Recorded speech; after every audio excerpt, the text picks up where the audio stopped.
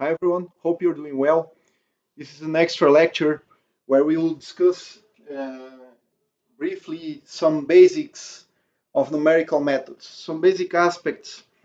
But since there are a large number of numerical problems, we are limiting the scope to the eigenvalue problem, which corresponds to finding the eigenstates of energy, which means finding the energies, the eigenvalues of the energy, and also the time evolution, so finding propagators numerically, all right? So these two kinds of problems are our concern here. But there are many others, so this is it. Let us start from the eigenvalue problem, right? In a specific case, all right? So eigenvalue problem,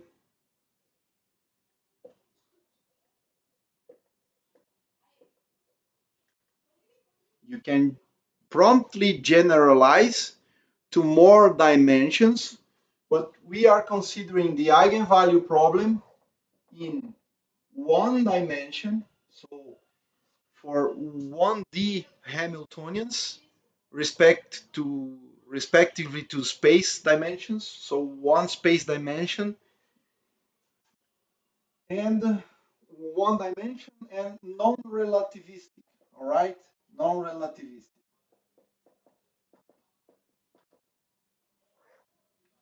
That's our main concern here.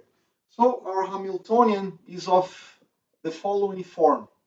It's, it's an operator which corresponds to momentum squared divided by twice the mass of the particle plus potential energy, which in the basis of position is a diagonal matrix because it only depends on the position, all right? So this is it.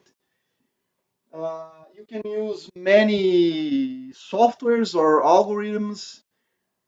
There are many similar algorithms to MATLAB, but I will use the language typically from the software MATLAB. So the language will be this one here, all right? MATLAB, which is normally licensed by the universities. The universities pay some taxes to allow their students to use it.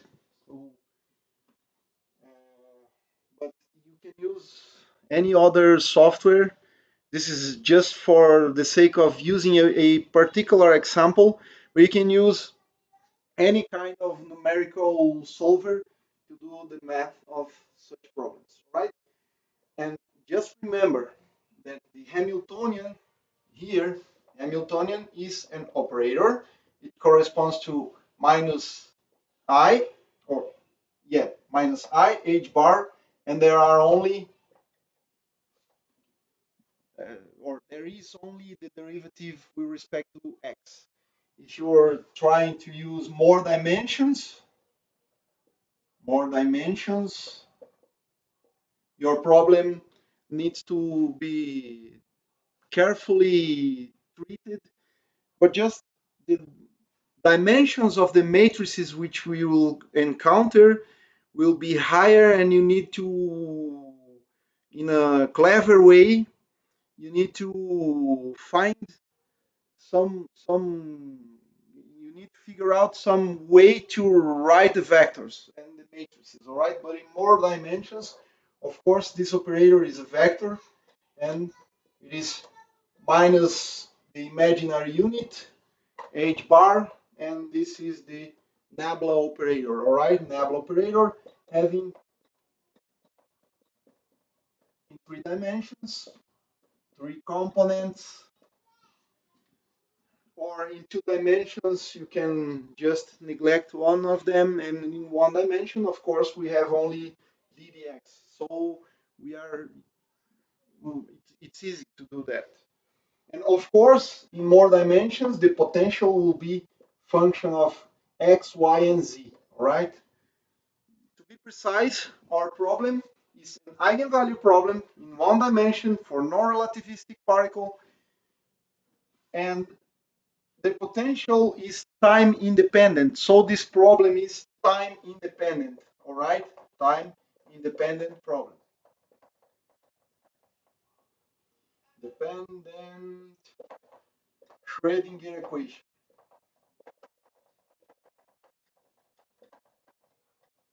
All right, this is it. We are trying to solve time independent Schrodinger equation in one dimension for non-relativistic particles.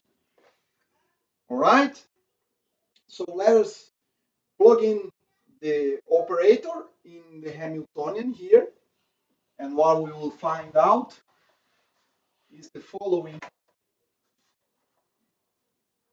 H, the Hamiltonian, is when this is squared minus, because minus squared is plus 1, but I squared is minus H squared. There was previously a factor of 2 times mass, and this is an operator, a differential operator, which corresponds to the second order derivative, plus the potential here, which is just, as I stated previously, is just a diagonal matrix. All right.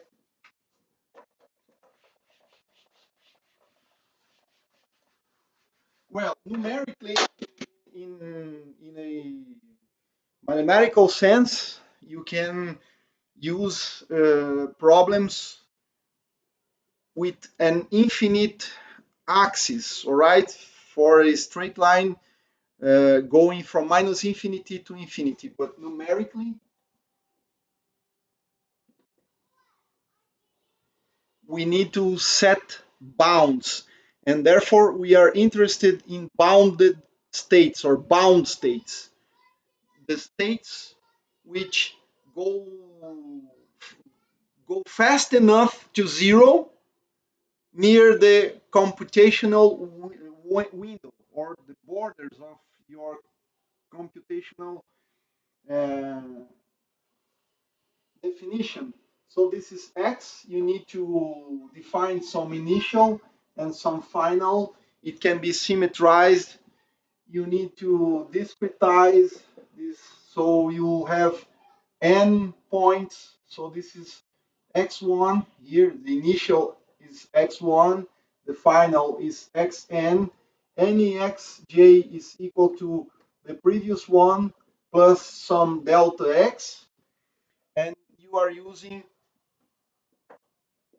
you can use, since I will try to work with finite differences for calculating the derivatives, this distance, this delta x, the infinitesimal in a mathematical sense, now becomes a finite number, which is some delta x, and this delta x will correspond to the final minus the initial position here divided by n, which is the number of points, minus 1. All right, because we have n points and n minus 1 segments there. So this is delta x.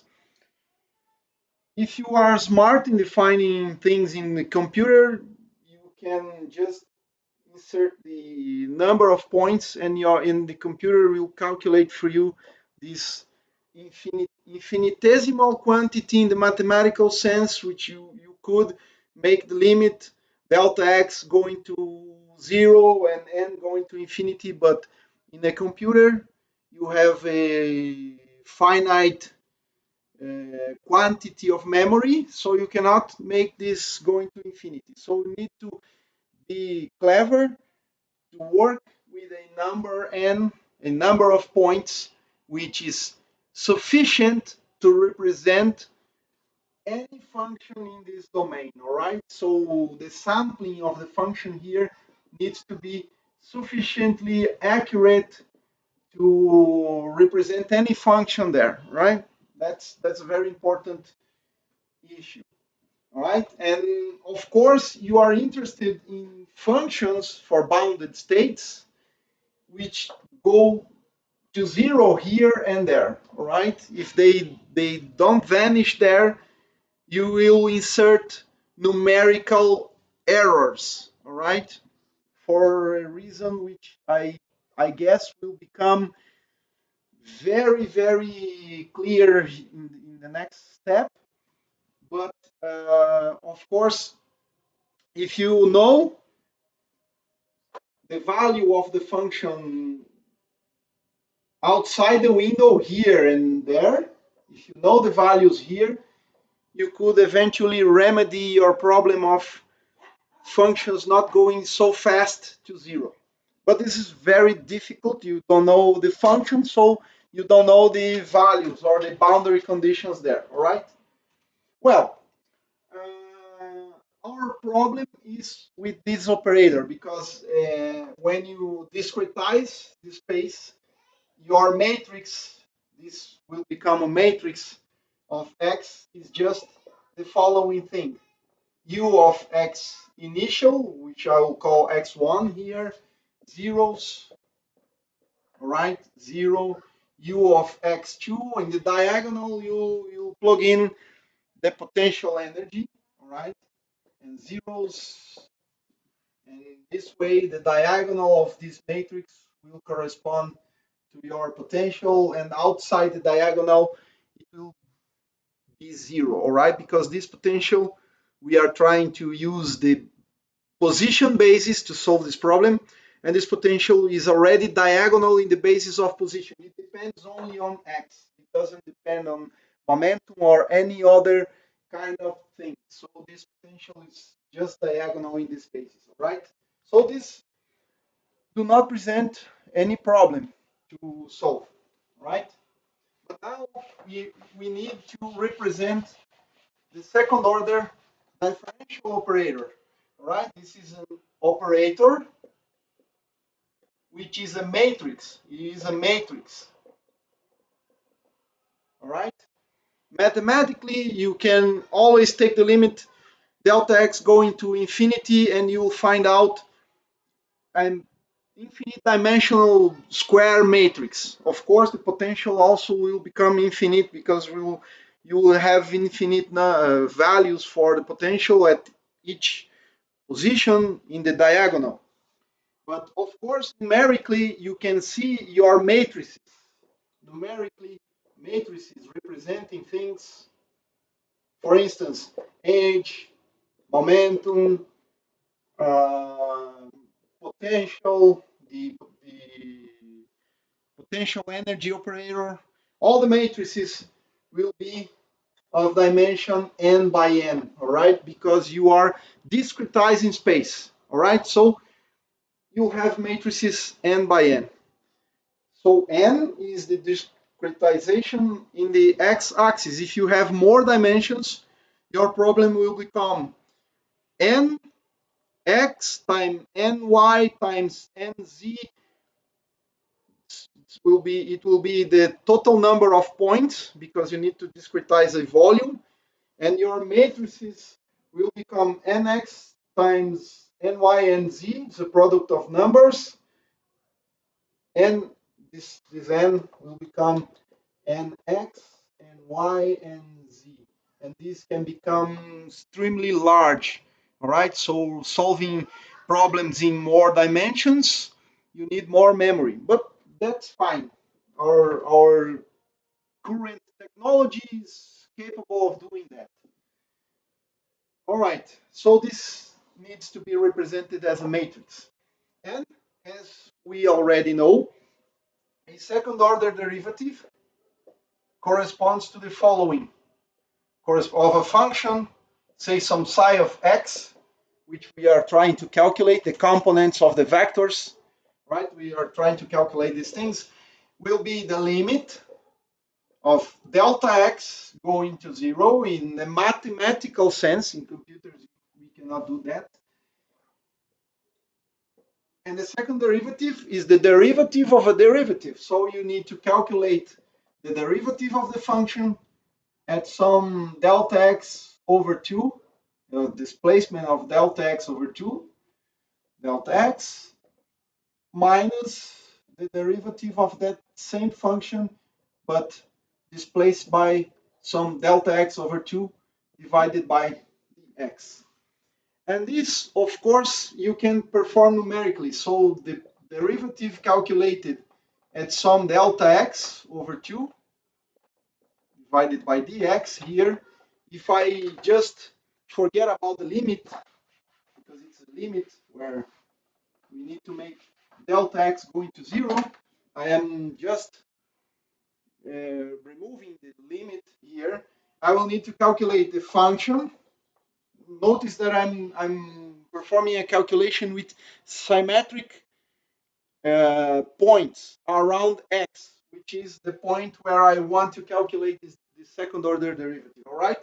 So I will pick the function evaluated at some x plus delta x over 2 plus delta x over 2 minus, so I will displace this point by delta x over 2 in the positive sense, and I will displace this same function respectively to this point minus delta x over 2. So this is symmetrized, properly symmetrized, and I will divide by delta x because the interval is delta x over 2 minus delta x over 2 around the point x. All right, so we are doing this thing here. Around some point x, we are calculating the derivative. So there is a function here. There is a function here, f of x plus delta x over 2, which is this point, and the function in another point here, which is displaced by minus delta x over 2. So notice that you could do without symmetrizing, but it is better numerically to do that. So this interval here is delta x. That's why we divide it here by delta x. And now you find out that this is psi of x plus delta x, because delta x over 2 plus delta x over 2 is plus delta x, minus the function, and this cancels out, so you find out the function evaluated at the point, the central point x. All right, and you can do the same for the second term. You just need to insert minus delta x here, so the other term, you can do the math, same rules here. So if you plug in calculation of derivative around this point, all right, around a symmetrized point, you'll find out that this is, again, just discarding the limit because we are interested in the end in numerically solving things. So this delta x will be a finite quantity, but it needs to be small enough to represent numerically a derivative. So in this case, you'll have to calculate psi of x minus delta x over 2, which is this point, but I need to advance one point ahead. And for the other point, x of x minus delta x over 2 minus delta x over 2, right, divided by the delta x. And in this way, you'll find out that that this derivative corresponds to psi of x, because this delta x cancels out the other over 2, right? Minus psi of x minus delta x divided by delta x. And when you plug in this thing here and this thing, this definition, when you insert it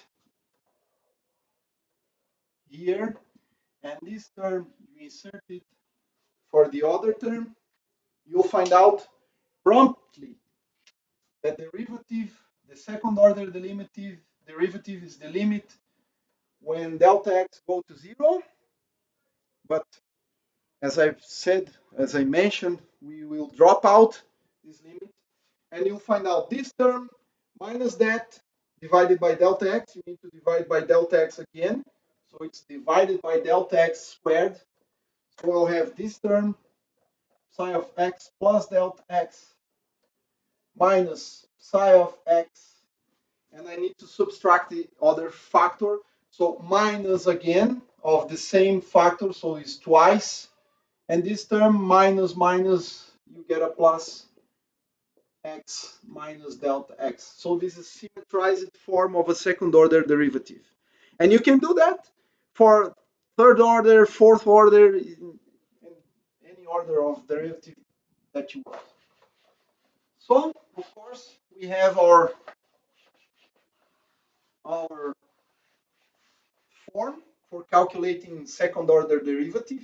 We know that second order derivative of some function of x will be given by approximately, if I insert a proper definition for the delta x, 1 over delta x squared psi of x plus delta x minus twice psi of x plus psi of x minus delta x. And this is what we need to calculate.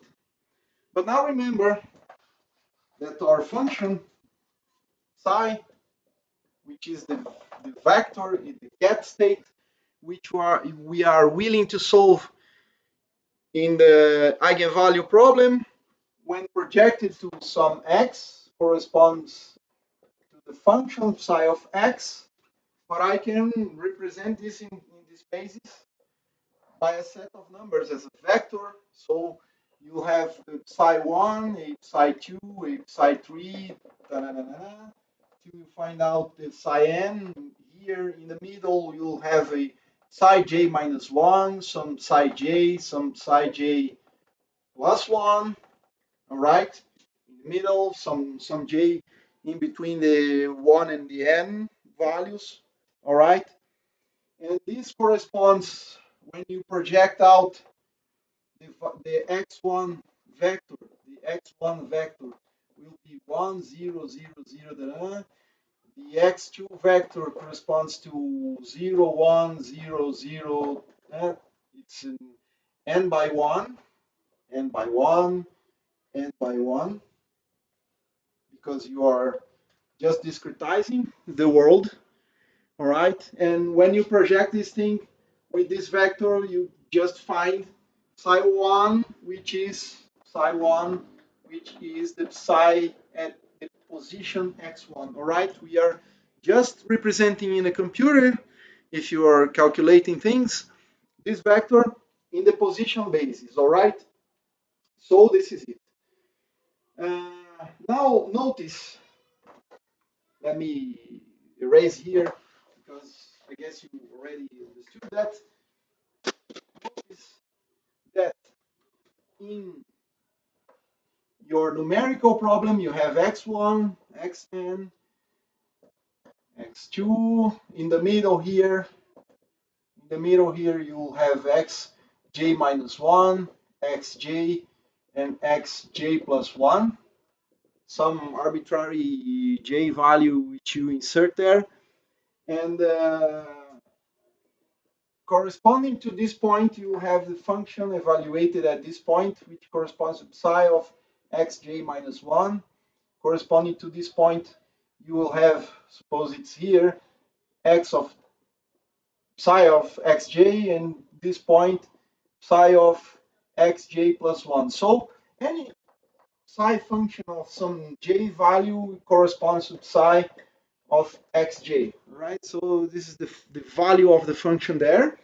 And using this notation, you can rewrite the second order derivative at some point, at some j point, which now becomes discrete. All right, now it's the derivative of the function at the point xj, which is, we just write psi j, corresponds to 1 over the numerical delta x you have chosen. All right, this is a numerical value which needs to be small but cannot be 0 or tending to 0, and you'll find out psi j plus 1 minus twice the psi j plus the psi of xj minus 1. All right? Why is that? Because xj minus delta x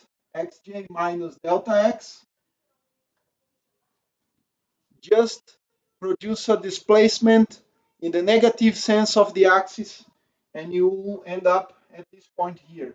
So this is delta x. And this value of the function corresponds to psi of j minus 1, all right? Of course, psi of x for this numerically represented point xj corresponds to just the psi subindex j. And of course, this value here is just the function evaluated at some x plus delta x, which is the position xj plus 1 numerically. So this is the function evaluated at j plus 1. All right. So the numerical index become discrete when when you are working in a numerical solver for your problem. All right. So this is it. This is the second order derivative. Let us write it down in an approximate way. So I need to divide by the delta x squared, pick the psi j plus 1, minus twice psi j plus psi j minus 1. So in the matrix sense, all right, I need a matrix. I need a matrix which I'll call L, all right? This matrix. Just to remember that in 3 dimension, this is the Laplacian operator, but here we have just the second order derivative, but I will call this L to remember Laplacian in 3 dimensions. So in 3 dimensions, you find out that you need to change this. You need more indexes, all right? But it's just a problem of being clever while indexing functions. So I need a matrix. I need a matrix L that, when applied to this vector, becomes this thing here, line by line, row by row of the matrix. So at a given point xj, I will have a column j, a row, sorry, a row j, where in this row j, I need to have 1 over delta x squared psi j plus 1 minus twice psi j plus psi j minus 1. All right. I need that. Apply this matrix, which I'll insert some hat there. Just it's not angular momentum. All right. It's a matrix. Just remember Laplacian. It is a second order derivative. So this is the matrix representation of this thing here. All right. I need that this matrix applied to the vector produced at the j, because it's the derivative at the position xj produces this thing here. So remember that for matrix multiplication, I need to have here, for matrix multiplication, I need to have here a matrix L. Of course, it's a matrix that at the j line, which multiply a vector at the j line, because the j row of the matrix, when you multiply the vector, corresponds to that row in the result. All right. I need that any component, when applied to, so let us write the following. Let us write the following. L times the psi is a matrix, all right, times psi 1, psi 2, psi j minus 1, psi j plus 1, and it goes on to find your nth value for the vector. All right, I need that this j row, when multiplying this thing, produces that. And this, of course, needs to be a matrix, which all the things, because if you pick the previous line, for instance, j minus 1, you'll need 1 over delta x squared, a psi j, need to put j minus 1, j minus twice the psi j minus 1 plus psi of j minus 2. So this is the previous row, right? I need that all the components of this matrix is divided by the delta x. I will put this symbol of division here, right? All things are divided by delta x squared, right? But now to obtain that row, I need to multiply psi1 by 0, psi2 by 0, psi3 by 0, zeros, till I reach this number here, which I need to multiply by 1. And this term here, notice that this component here is jj, so the diagonal term is minus 2, all right, minus 2. And this factor here is 1, so I need to multiply by 1, and psi j plus 2, 0, 0, zeros, all right? If I pick the previous column, I need zeros, all right? But I need to multiply the psi j by 1, so this factor here, this part of the matrix is displaced by 1 unit, minus 2, 1, 1 here.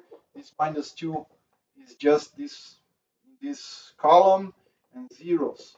All right, so this is a matrix which has a three diagonal form.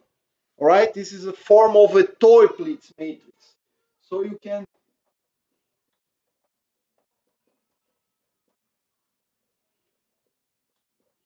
can just Google it or find it in mathematical books.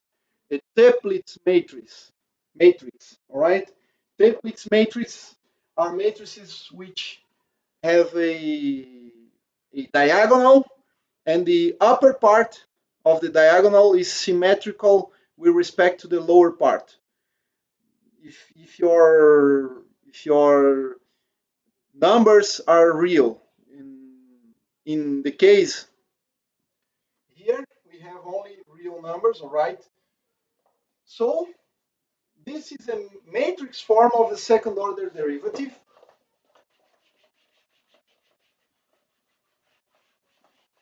Right? And this will be of the form L, which corresponds to second order derivative. Is a matrix which is 1 divided by delta x squared minus 2, 1, zeros, 0, or sorry, 1 minus 2, 1, zeros, 0, 1 minus 2, 1, zeros. And this is the form of the matrix. This is a three-diagonal matrix, which is a form of a Toeplitz matrix. So in the diagonal you have minus 2. The components of the matrix are L, J, J are minus 2. So the diagonal components are minus 2 divided by this delta x squared. Of course, this divides everything. Lj plus 1 at same sorry, Lj at the same row, one column ahead is 1 divided by this delta x squared, and one column previously to the diagonal, you have 1 over delta x squared. This is the form of your operator, all right? This is the numerical form of your matrix, right? I hope you can understand these facts, and this is numerical numerical representation of the Laplacian in one dimension because it's just the second order derivative. If you have more dimensions, you can perform some tensor products, some Kronecker products. They are well defined, and you can find out about them. But I'll just focus on one dimension here, right? Well, with this matrix already constructed, we have built this matrix. You will have the following form for the Hamiltonian. Hamiltonian will become something like this: h bar squared minus divided by twice the mass of the particle, some delta x squared here, or let me write L, the matrix L times this thing here, plus the U matrix, and L, it is just 1 over delta x squared minus 2 1 zeros, 1 minus 2 1 zeros, 0 1 minus 2 1 0. So this factor 1 minus 2 1 is just moving to the right from considering the previous row. So 1 minus 2 1 zeros. This factor is moving to the right, right? Till you get to the end, and the last number is a minus 2, a 1 here, and zeros. Why you don't have this one here and that one in the end? This is because in numerical, in a mathematical sense, this operators goes on forever because the limit delta x go to 0, and this matrix becomes a very dense object which have between these two rows many more rows, and that's you cannot represent it eventually. But in a numerical sense, notice that when you apply the first row to the vector, you would find L to the psi. I want the first row. Okay, I want the first row of the result. I will have divided by delta x squared minus twice the psi 1 plus the psi 2. And what is missing? Or if you put it into the right order, psi 2 minus twice the psi 1, I would need the psi 0. All right? But numerically, I need to end at some point or start at some point. And this way, I have the point 1, 2, 3, till you get to the end point. The 0 point here and the n plus 1, which is why this number 1 here doesn't appear. These numbers are not represented numerically. So this factor here is missing because it goes outside the numerical window you have. All right? That's why this point here is missing. You only can work in the numerical window. So there are two possibilities. You already know what is this value and that value, and they will enter as sources for your problem. All right, you need to put them by hand in your numerical problem. All right, just to make them appear in your problem, so they will be just like sources. They are just boundary conditions. So as a matter of fact, they are boundary conditions, but from the formal mathematical point of view, they enter in the problem as sources. You can just numerically define psi 0 is some value, and psi n plus 1 is some value, and add in the equation because your matrix cannot be longer than n by n, cannot be larger than n by n. So you need to write something like the Hamiltonian applied to the psi, which is 1 to n vector equals to the energy times the psi. And for that operator, you need plus something like some multiplicative constant here, which you can work out. What is that constant? Some psi 0, which enters the first row, and the psi n plus 1, which enters the last row of your problem. All right, so you need to add some source vector here with zeros. All right, but there is another interesting way of dealing with that, which corresponds to psi naught and psi n plus 1 equals to 0. Set this boundary condition. All right, so in this way you are dealing with a bounded problem for bounded states. You need bounded states which go rapidly fast to 0 at the boundary of your mathematical domain or of your numerical domain, right? So you need functions which goes fast enough to 0 in the boundaries of your computational domain. That's a very important issue here. You need you need that this is true, because if it's not true for the problem you are trying to solve, this will introduce numerical error, all right, and will not be the correct answer to your problem.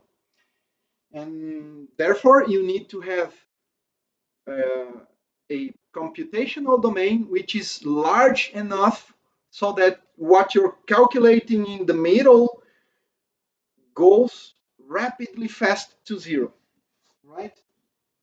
Or if you are just trying to make sense of your problem, you are considering that in the end you have, for quantum mechanical problems, in the ends of your boundary you have two perfectly rigid walls. You have infinite potentials, all right?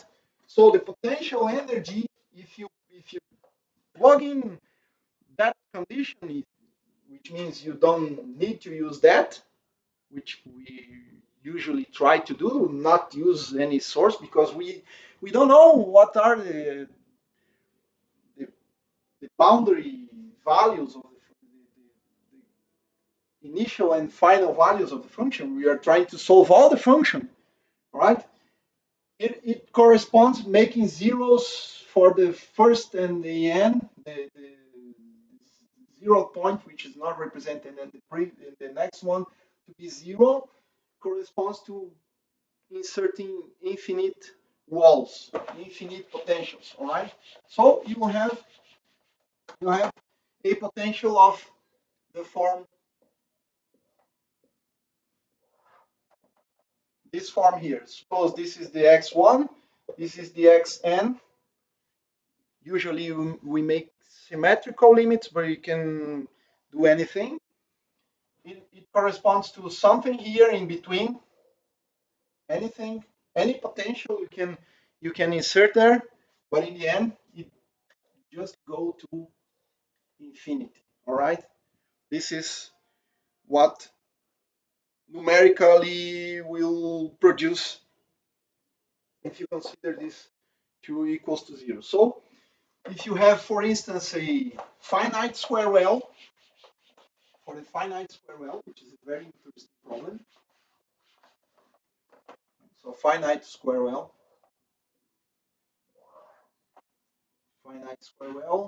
x, u of x is just from minus a over 2 to plus a over 2, some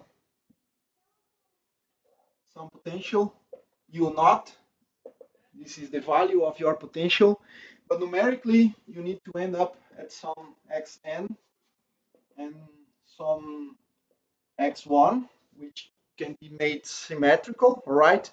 And you will have infinite potential here because you are truncating your x line. So you need to be careful that your functions are really going to zero here. So I have your first solution, it is symmetrical here. Your first solution has a evanescent factor inside the barrier here, inside this potential, which is not infinite, but you need to go fast to zero because here it will be zero. It's a boundary condition for infinite barriers, for infinite potentials, right? The wave function go to zero. So if it's not going to zero, you'll have a numerical reflection. All right, and this is a very well-known mathematical problem. So be sure your mathematical domain is large enough. So your functions, the first state, the second state supposes the following thing, and the third state you calculate is already zero there, because when you pick one of the calculated, numerically calculated eigenvectors, and you find something which goes here, has a value here outside what you are trying to calculate, it is for sure it's just numerical error or just numerical noise. Or eventually you're trying to calculate a potential of this form, two infinite barriers, rigid walls here, and some well in between your domain. That's all right. That's all right. So these solutions above for energies above u naught, which will appear here, you'll find out a set of levels which corresponds to the infinite square well, of course corrected by this part here, but that's okay if you are trying to calculate that. That's okay.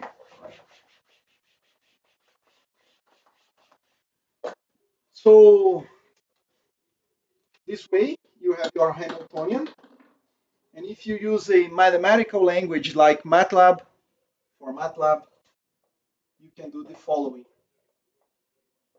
The main problem is to write a matrix, right? Your matrix here is the following: minus h bar squared divided by twice the mass, and the L matrix plus your potential matrix, okay, which is a function of x, of course.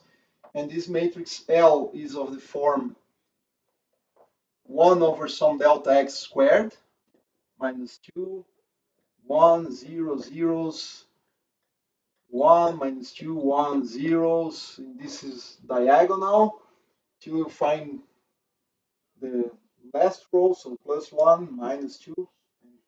It's an n by n matrix. And your potential energy matrix is a diagonal matrix, zeros outside the diagonal, and the diagonal corresponds to the values of the potential x1, u of x2, u of x3, till you find your last point there. That's all right. This is the potential energy operator. But remember, be careful to define the proper units, physical units for mass, Planck's constant, distances, all right? I suggest use the international system of units. It's better, but you can use electron volts. So you need to be sure that your information is properly being measured by the units you insert. So what what do you need? You just build your matrices. You add up. You have a Hamiltonian, which is now a matrix, which represents a differential operator, right? So you're calculating, as a matter of fact, the following differential equation.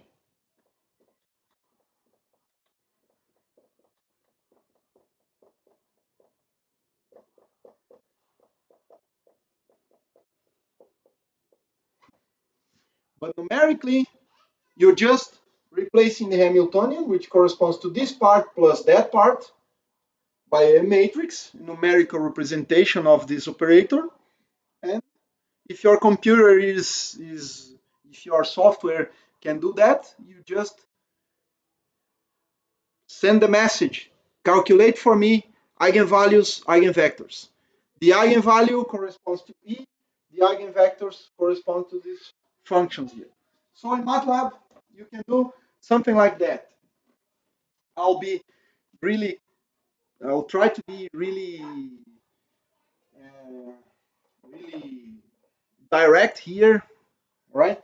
But always remember, in any software, it can be MATLAB, can be any other, just remember to clear all previous stored variables in your computer, because in the memory it can have any noisy values there or previous values for previous calculations. So clear all the variables, clear all. It's a command in MATLAB. If you want to do that, you don't need to do that. You in MATLAB you can close all the figures or the plots from previous calculations with this command, close all. That's a very interesting command. And then you define here, you can put a percentage symbol, physical constants. So you'll need to define the H bar. The international system, it is 1.055, nearly that value, but you can just use another uh, units for the H bar. Minus 34, it is in joules per second. Whenever you put this percentage symbol, what appears next will not be considered for calculations, for computations. And if you want to make it not appear in your command screen, just insert a semicolon here. Semicolon will produce the value. Semicolon here, right? It will not show you the value again in your screen, all right? So you define the H bar, you need to define mass for electrons. Suppose electrons 9.11, I guess, e to the minus 31. It is measured in kilograms here. You can insert the numerical value for the electric charge in modulus, all right? So this Q is in modulus 1.6 e to the minus 19, or this e corresponds to the powers of 10. So this is 10 to the minus 34, 10 to the minus 31, and so on. A semicolon here. This is in coulombs, or just a numerical factor used to convert electron volts to joules, all right? So you can convert electron volts to joules, right?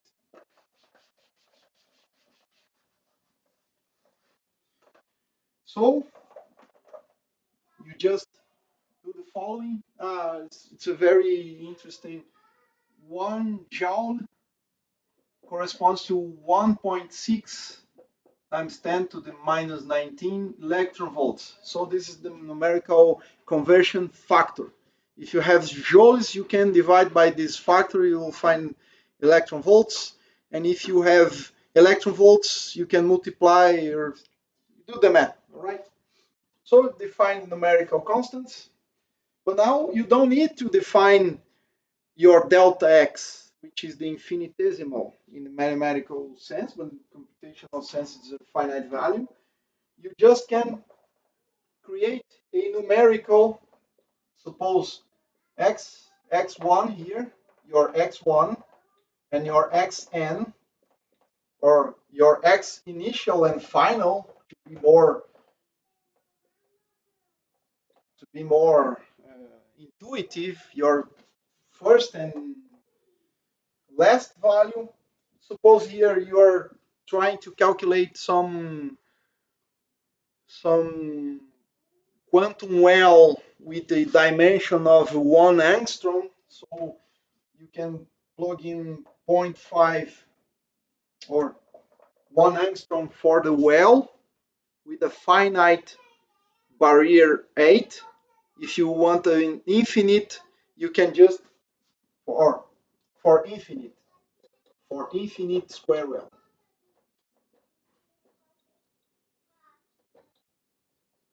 You just plug in here the minus a over 2 and here the plus a over 2. Of course, you need to define the a previously, all right? You need to define this value previously. And suppose in the previous line you defined a equals to 1 nanometer, 1 e to the minus 9 nanometers. I don't know if you can see the number there, right? But you need to define this previously, because if you don't define, you find the numerical impossibility to calculate. Computers calculate instructions line by line, right? But if you are trying to calculate a finite well, for a finite well, for finite,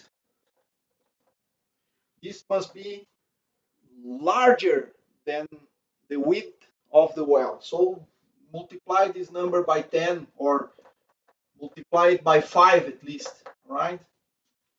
So the a value is the well, right? You need to define here, okay, for a finite well. You need to define some linear space which corresponds to the discretization of your line. So you need to define the number of points for the x-axis. Suppose 200 points. If you want 0 to be represented and these limits are symmetrical, you need to insert an odd number of points.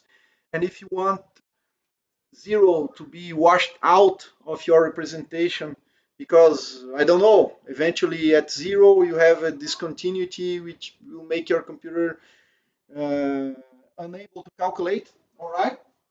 You just neglect 0 for x and you plug in an even number of points.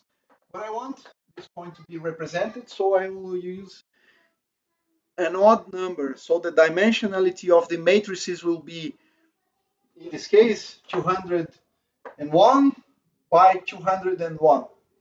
You can make larger matrices. You can just try to find out what is the minimum number of points which corresponds to correct solution, right? And this way you can just use this command in MATLAB. So I'll write it here. All right, x is equal to a linear space, or you can define in any other software a linear space starting from some x initial to x final with nx points. All right, it will calculate for you the line having xi, the second point, the third point, till you get the xn point or the final point. It will have nx points with the same distance between the points. That's why a linear space. And now you can define your delta x, or call dx here. You can pick any 2 points separated by 1 unit. So the first x is the initial, the second is the next one, and so on. This is in the crescent order, so it's ordered. So you can just calculate the dx by this. All right, you don't need to pick up the difference between these 2 points divided by nx minus 1, because you already have your computer already provided you with a lean space for the straight line, for the real line. All right, the discretized version for the real line, and the dx it's better to calculate this way, all right? Because this is the correct value for the x, considering the point you inserted in the computer. And now you can just represent your L operator, all right? You can also, frequently it's needed to introduce an identity matrix, so define it by identity. MATLAB use this command I, and the dimension, of course, usually needs to be this nx here. So this writes for you a identity matrix once in the diagonal, zeros outside, with dimension nx, all right? Nx here, right? This is an I matrix. And now there is another interesting command, which is L. I cannot put a hat here because the computer doesn't understand that. Toiplets, MATLAB has this command. If you don't use MATLAB, you need to think about how to write down the L matrix we are discussing here. But you can do that using the following. Um, these brackets of this form, all right? A parenthesis, a bracket, and this defines a vector here, which needs to be -2 space 1 space zeros. You define using this command zeros and between parentheses 1 comma and x. And you close your vector, you close your parentheses in the end, and this will produce for you your differential operator. You can put a semicolon there, but this is undivided yet by your delta x. So now in the previous line, you just pick your L divided by delta x squared, which you need to use this command here, right? So you just have written your differential operator. You need to define what is u naught, all right? So you put some value here. You need to define your potential, which is a function of x. So u is equal to some function here. You need to define your function, all right? You need to define function. You need to write function here. Whatever the potential you want to do, you can, of course, you can use a harmonic oscillator. I want to solve the harmonic oscillator, all right? You need to define previously here your all your constants, right? So you need to define some mass you already have. You need to define your frequency, your natural frequency. You define here, and you can use this, for instance, some m times w naught squared times x squared.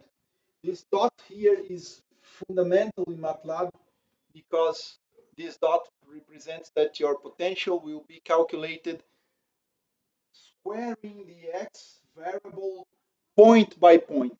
And this produces a vector, all right? You need a matrix. This is already a matrix. This produces a vector. But you can convert it to a diagonal matrix by the following command.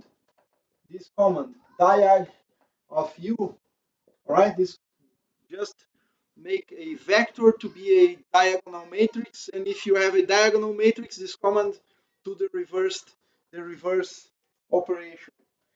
So now that you have all these things,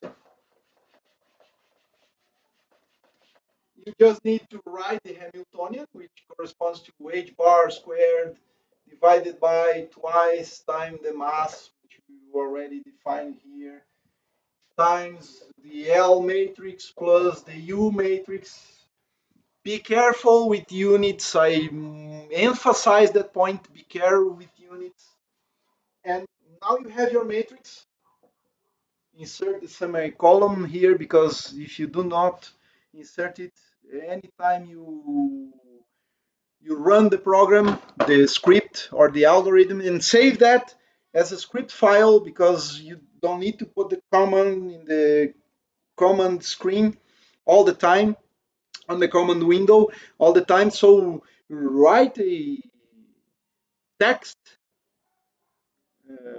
archive, or MATLAB has the possibility to save a script file.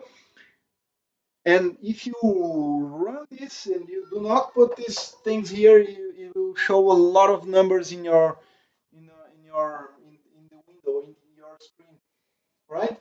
But now you have your Hamiltonian. It's minus here, minus h bar squared divided by twice mass times the differential operator plus u. And there is a very interesting command in MATLAB, which is uh, psi. Here I will call psi. It will give you a lot of eigenvectors, comma. Uh, I don't remember if you need the comma, but it doesn't matter. Comma e. All right. If you write things here with this form of bracket, eig of h,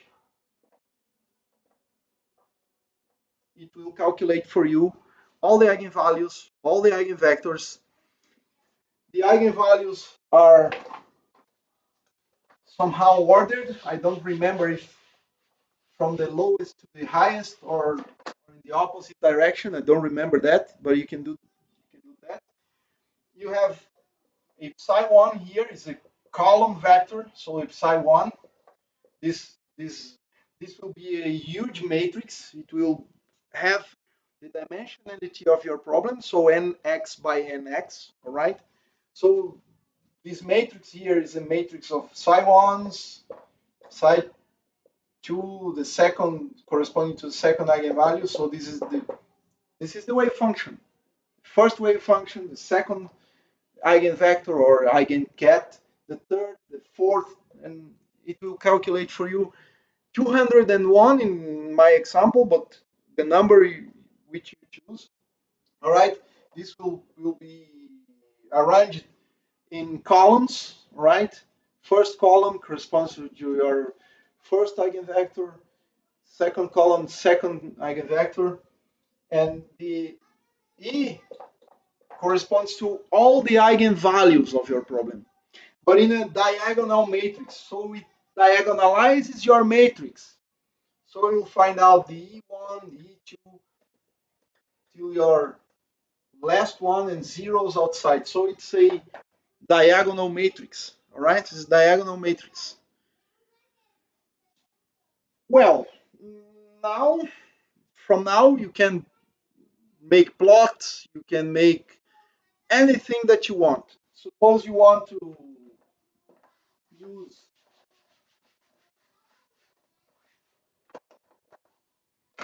use this first, you just need to define another variable. Psi1 is equal to psi all the points of a column.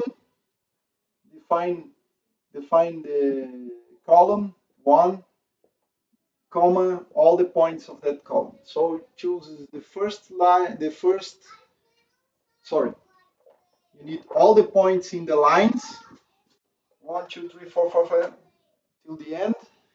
All the points is just represented by these 2 points here, the first column. If you want the second column, just change here the third column, and you can plot x, comma, this psi1 modulus is ABS modulus squared, because this is probability density. So the ABS of psi1 squared. So here you do not put the, the semicolon because it will not plot. You can just make the calculations, all right? So I hope you understood the nature of the main nature of this problem. It's a numerical problem. Now you can define any potential and you can calculate, because the most difficult thing to do is to represent the derivative. And when you represent the derivative, you insert into the Hamiltonian just the eigenvalue calculation. Any software can do that, will do the job for you. All right. See you next time, because I want to, perhaps in a more brief discussion, to discuss the evolution operators. All right. So propagators.